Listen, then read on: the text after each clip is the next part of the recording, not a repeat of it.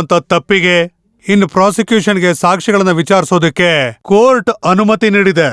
ಆದ್ರೆ ಆ ಕಾರಣಕ್ಕೋಸ್ಕರ ಇವ್ರ ಅಪರಾಧಿ ಅಂತ ಗೊತ್ತಾಗೋದಕ್ಕೂ ಮುಂಚೆ ಅವ್ರನ್ನ ಜೈಲಲ್ಲಿ ಇಟ್ಕೊಳ್ಳೋದು ತುಂಬಾ ಅಪರಾಧವಾಗುತ್ತೆ. ಅದಕ್ಕೋಸ್ಕರ ರಾಜನ್ಗೆ ಕೋರ್ಟು ಕಂಡೀಷನ್ ಬೇಲ್ ಅನ್ನ ಕೊಡಲಾಗುತ್ತೆ.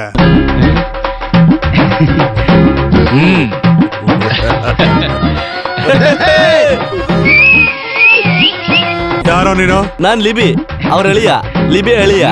ಹಾಗಾದ್ರೆ 3,000 ಫೈನ್ ಕಟ್ಟು. ಹಾಗೆ ಕೈ ಕಟ್ಕೊಂಡು ಕೋರ್ಟ್ ಅಲ್ಲಿ ನಿಲ್ಬೇಕಾಗತ್ ನೀನು.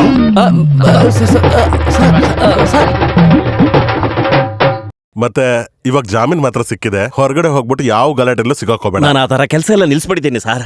ಒಳ್ಳೇದಾಯ್ತು. ಈಗ ನನಗೆ ಗುರಿ ಇದೆ ಅಲ್ವಾ? ಇಲ್ಲಿವರೆಗೂ ನಾನು ಮಾಡಿರೋ ತಪ್ಪು ಒಂದು ಹೆಣ್ಣು ಬದಲಾಯಿಸಿದಾಳೆ. ನಾನು ಹೇಗಾದ್ರೂ ಮಾಡಿ ಅವಳನ್ನ ಕಂಡಿಡಿಬೇಕು. ಯಾವ್ದು ಆ ಲೆಟರ್? ನೀವಿಬ್ರು ಆಫೀಸ್ಗೆ ಹೋಗಿ ಇವನ್ ಫೀಸ್ ಎಷ್ಟು ಅಂತ ಮಾತಾಡ್ಕೊಂಡ್ ಬರ್ತೀನಿ. ಹೋಗಿ.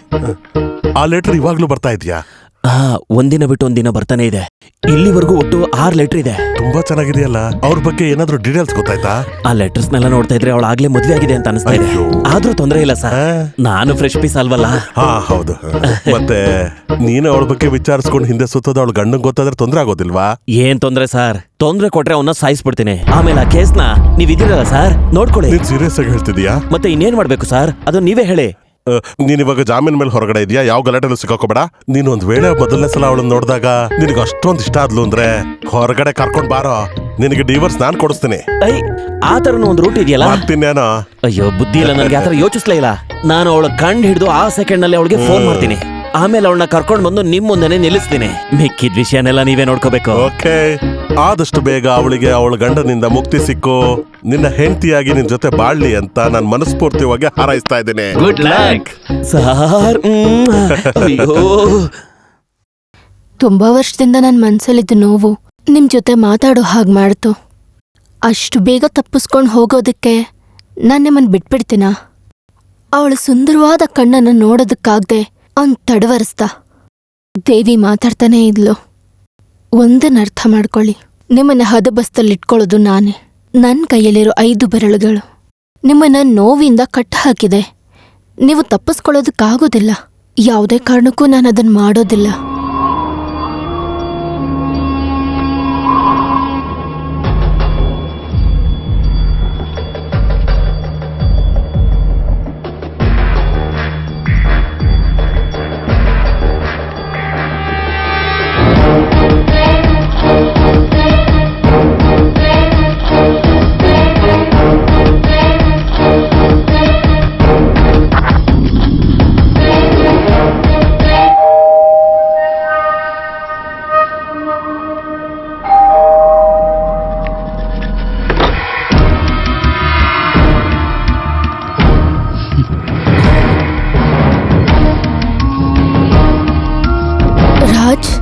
ಹೌದು, ನೀವು ನನ್ನನ್ನ ಹಾಗೆ ಕರೆದ್ರೆ ಇಷ್ಟ ಅಂತ ಅನ್ಸುತ್ತೆ.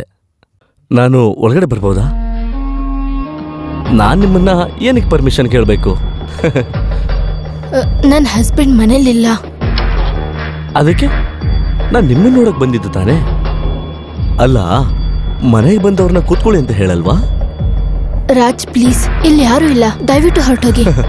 ಅದು ಸರಿ, ಒಳಗಡೆ ಬಂದ್ಮೇಲೆ ಹೊರಗಡೆ ಹೋಗೋದಾ? ಏನ್ ಹೇಳ್ತಾ ಇದ್ದೀರಾ ನೀವು? ಡಾವಿಡ್ ಬತ್ಸವಿ ಹೇಳಿದ್ದನ್ನ ನಾನು ಮತ್ತೆ ಹೇಳ್ತೀನಿ. ಪ್ರೀತಿಗೆ ಸಣ್ಣವನಾಗಬೇಕು ಅಂದ್ರೆ ನಾನೊಂದು ಸಣ್ಣ ಮರಳಾಗೋಕ್ಕೂ ಸಿದ್ಧ ಇದ್ದೀನಿ. ರಾಜ್, ನಾನು ಎಸ್, ಸಂದೇಹ ಬೇಡ. ನೀನು ಲೆಟರ್ ಕಳಿಸ್ತಾ ಇದ್ದ ರಾಜ್ ನಾನೇ. ನೀನು ಇದುವರೆಗೂ ನೋಡದೇ ಇರೋ ಲೆಟರಲ್ಲಿ ಮಾತ್ರ ಕಲ್ಪನೆ ಮಾಡ್ಕೊಂಡಿದ್ದ ರಾಜ್ ಮೆನನ್.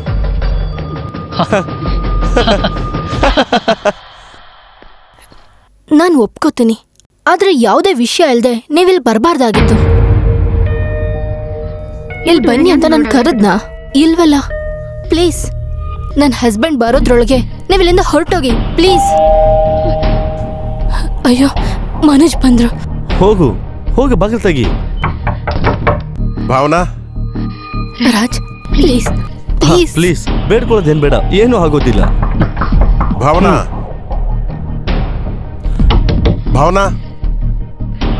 ತೆಗಿ. ನೀನ್ ಯಾರ ಜೊತೆ ಮಾತಾಡ್ತಾ ಇದ್ದೆ? ನಾನಾ? ಅಲ್ಲ ನೀನ್ ಯಾರ ಜೊತೆನೂ ಮಾತಾಡ್ತಿರೋ ಹಾಗೆ ಹೊರಗಡೆ ಕೇಳಿಸ್ತಲ್ಲ. ಅದೇನಿಲ್ಲ, ನಾನು ಪುಸ್ತಕ ಓದ್ತಿದ್ದೆ. ಇಷ್ಟೊಂದು ಜೋರಾಗ? ಮನೋಜ್, ನೀವು ಫ್ರೆಶ್ ಆಗಿ ಬನ್ನಿ, ನಾನು ಊಟ ರೆಡಿ ಮಾಡ್ತೀನಿ. ನೀವು ಹೋಗಿ.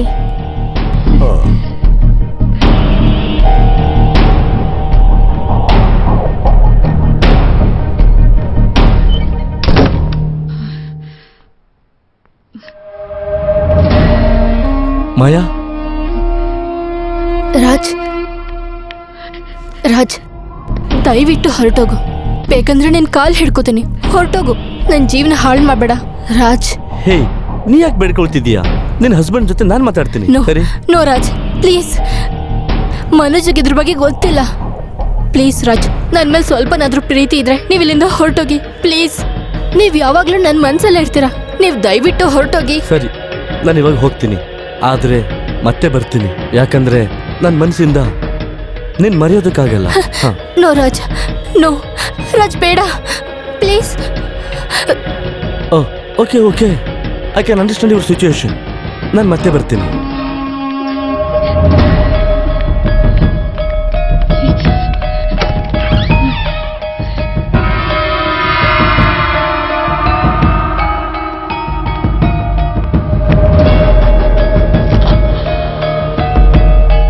ಬರ್ತೀನಿ.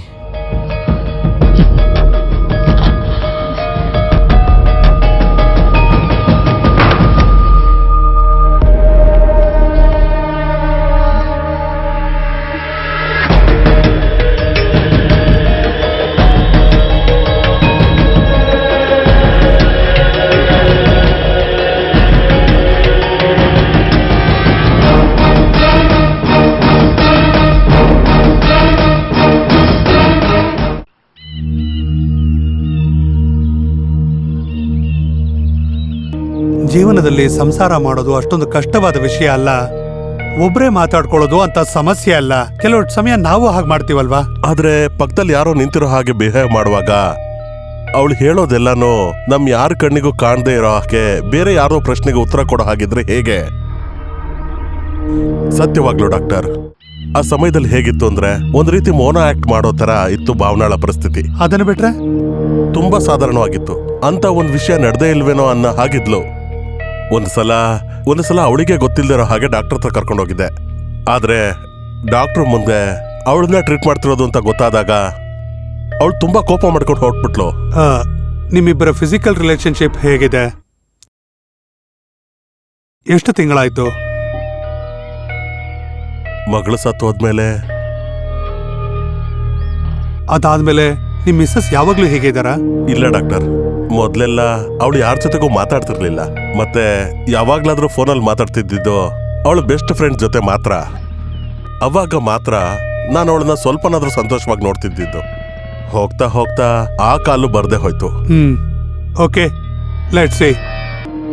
ಇನ್ನು ಮುಂದೆ ಇದೇನು ಹಾಗೇ ಇಲ್ಲ ಅನ್ನೋ ರೀತಿಯಲ್ಲಿ ನಿಮ್ಮ ಹೆಂಡತಿ ಜೊತೆ ನಡ್ಕೊಳ್ಳಿ. ಐ ಮೀನ್, ಮದ್ವೆ ಆದ ಹೊಸರಲ್ಲಿ ನಿಮ್ಮ ಹೆಂಡತಿ ಜೊತೆ ಹೇಗೆ ಪ್ರೀತಿಯಿಂದ ನೀವಿದ್ರೋ ಅದೇ ರೀತಿ ನಿಮ್ಮ ಹೆಂಡತಿ ಜೊತೆ ಅದೇ ಇಂಟ್ರೆಸ್ಟ್ ಅಲ್ಲಿರಿ. ಆಮೇಲೆ ನೋಡೋಣ.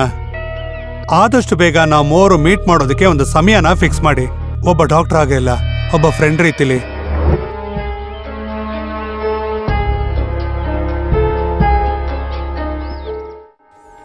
ಇದ್ರಲ್ಲೂ ಇದೆಯಲ್ಲ. ಏನ್ರಿ, ನೀವಿನ್ನೂ ಹೋಗಿಲ್ವಾ? ಹೋಗ್ದೇನೆ ಅದು ರೆಸ್ಟ್ ಇಟ್ಕೊಂಡು ಕೂತ್ಕೊಳ್ಳುತ್ತೆ. ಅಲ್ಲಿ ನೋಡು, ಏನ್ ಮಾಡ್ತಾವ್ರ ಅವರು? ನಾನು ಅವಾಗೆ ನೋಡ್ತಾನೆ ಇದೀನಿ, ಓದ್ತಾನೆ ಇದೆಯಲ್ಲ. SSLC ಎಕ್ಸಾಮ್ ಏನಾದ್ರು ಬರೀತಿದ್ಯಾ? ಸ್ವಲ್ಪ ಮಾತಾಡದೆ ಇರ್ತೀಯಾ? ಲಿಬಿ ಮಚ, ಇದ್ರಲ್ಲಿ 3 ಲೆಟರ್ ಬಾಲ್ಕನಿ ಅಂತ ಬರ್ತಿದ್ದಾಳೆ. ಹೌದಾ? ಒಂದ್ ಲೈನ್ ಏನಂತ ಇದೆ ಗೊತ್ತಾ? ಮನೆಯಲ್ಲಿ ಫ್ರೀ ಆಗಿರೋ ಬದಲು ಹಾಗೆ ಬಾಲ್ಕನಿಗೆ ಹೋಗಿ ಆಕಾಶ ನೋಡ್ತಾ ನಿಂತ್ಕೊಂಡಿದ್ದೆ ಅಂತ ಬರ್ದಿದ್ದಾಳೆ. ಎಂತ ಲೈನು ನೋಡೋ ಮಚ್ಚ. ಅವಾಗ ಫ್ಲಾಟ್ ಅಲ್ಲೆಲ್ಲೋ ಉಳ್ಕೊಂಡಿದ್ದೆ ಅಲ್ವಾ? ಹೌದು. ನೀವ್ ಯಾರ ಬಗ್ಗೆ ಮಾತಾಡ್ತಿರೋದು? ಮಚ್ಚ ಮದ್ವೆ ಆಗೋ ಹುಡುಗಿ ಬಗ್ಗೆ ಮಾತಾಡ್ತಾ ಇದ್ದೀವಿ. ಏನಂದೆ? ಅವನು ಹೇಳ್ತಾ ಇರೋದ್ ನಿಜಾನೇ. ಒಂದ್ ಕೊಲೆ ಕೇಸ ಇನ್ನೂ ಮುಗ್ದಿಲ್ಲ, ಅಷ್ಟ್ರಲ್ಲಿ ಇನ್ನೊಂದ್ ಬೇರೆನಾ? ನಿನ್ಗದೇನ್ ರೋಗ ಅನ್ನೋ ಗೊತ್ತಿಲ್ವಲ್ಲ. ಇದು ಮಚ್ಚನ್ನೇ ಹುಡ್ಕೊಂಡ್ ಬಂದಿರೋ ಕೇಸು. ಮಚ್ಚನ್ನ ಪ್ರೀತಿ ಮಾಡ್ತಿರೋ ಹುಡುಗಿ. ಅವಳ ಅಡ್ರೆಸ್ ಇದೆಯಾ ಅದ್ರಲ್ಲಿ? ಇಲ್ಲ.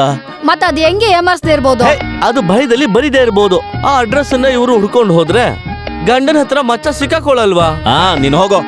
ಅಯ್ಯೋ ದೇವ್ರೆ, ಹಾಗಾದ್ರೆ ಅದ್ ಸೆಕೆಂಡ್ ಹ್ಯಾಂಡಾ? ಅಯ್ಯೋ, ಇವನು ಅದೇ ತಾನೇ. ರಾಜ ಹೇಳ್ತಾ ಇದೀನಿ ನೋಡು, ಬೇಡ. ದಯವಿಟ್ಟು ನೀನ್ ಯಾರಿಗೂ ಹೇಳದೆ ಇದ್ರೆ ಒಳ್ಳೇದು. ನನ್ಗೇನೋ ಇವನು ಹುಚ್ಚಿಡ್ದಿರ್ಬೇಕು ಅನಿಸ್ತಿದೆ.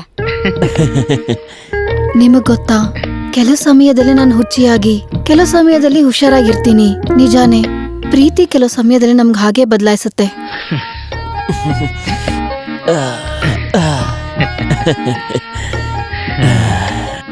ಪ್ರೀತಿ ಮಾಡ್ದೋನು ಹುಚ್ಚ ಆಗ್ಲಿಲ್ಲ ಅಂದ್ರೆ ಅವನು ಮುಟ್ಟಾಳಾನೆ. ಮಧ್ಯಾಹ್ನ ಸೂರ್ಯ ಚಂದ್ರನ್ ತರ ಕಾಣಿಸ್ತಾ ಇದ್ದಾನೆ, ರಾತ್ರಿ ಸೂರ್ಯನ್ ತರ ಹೊಳಿತಾ ಇರ್ತಾನೆ. ಅದೆಂಗೆ ಅಂದ್ರೆ ಗುಂಪಲ್ಲಿ ಒಬ್ನೇ ನಿಂತಿರೋ ತರ. ಸಂತೋಷವಾಗಿ ಜೀವನ ಮಾಡ್ತಿರೋ ಜೀವನ ಹೇಗಾಗೋದಿ ಅಂತ ನೀನೇ ನೋಡ್ತಿದ್ಯಲ್ಲ ಇವಾಗ. ಪ್ರೀತಿನೂ ಪ್ರೀತಿದ್ ಬದ್ನೆಕಾಯು. ನಾನು ನೋಡ್ತೀನಿ ಅವ್ನು ಏನ್ ಮಾಡ್ತಾನೆ ಅಂತ. ಮಚ್ಚ ಅಲ್ಲೋಡು, ಆ ಲೆಟ್ರಲ್ಲಿ ಎತ್ಕೊಂಡು ಹೋಗ್ತಿದ್ದಾಳೆ. ಅವನೊಂದ್ ಪ್ರೇಮನು ಮಂಡಂಗಟ್ಟಿ. ಎಲ್ಲಾನು ಸುಟ್ಟಾಕ್ತೀನಲ್ಲ, ನೋಡ್ತೀನಿ ಅವಾಗ. ಬಾರೋ ನಿನ್ನ ನೋಡ್ಕೊಂತೀನಿ. ಈಗೇನೋ ಮಾಡ್ತೀಯ?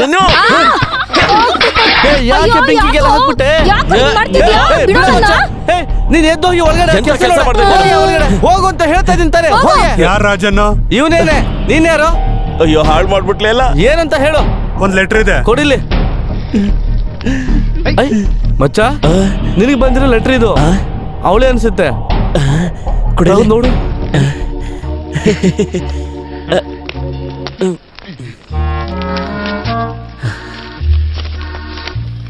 ಪ್ರಿಯಾತಿ ಪ್ರಿಯ ರಾಜನಿಗೆ ನನ್ನ ಕ್ಷಮಿಸ್ಬಿಡಿ. ಇದು ನಾನು ನಿಮಗೆ ಬರೇ ಕೊನೆಯ ಪತ್ರ. ಬೇಜಾನ್ ಸತಿ ನನ್ನ ಗಂಡನ ಹತ್ರ ಕೋಪ ಬಂದಿದೆ ನನಗೆ. ಆದ್ರೆ ಆವಾಗ್ಲೂ ಅವ್ರು ಬಿಟ್ಟು ಹೋಗ್ಬಾರ್ದು ಅಂತ ನನ್ನ ಮನ್ಸಿಂದ ಆಸೆ ಪಟ್ಟೆ. ನೀವಿನ್ಮೇಲೆ ನನ್ನ ಜೊತೆ ಮಾತಾಡೋದಿಕ್ಕೆ ಅಂತ ಇಷ್ಟಪಡಬಾರ್ದು. ಗುಡ್ ಬೈ, ಮಾಯಾ.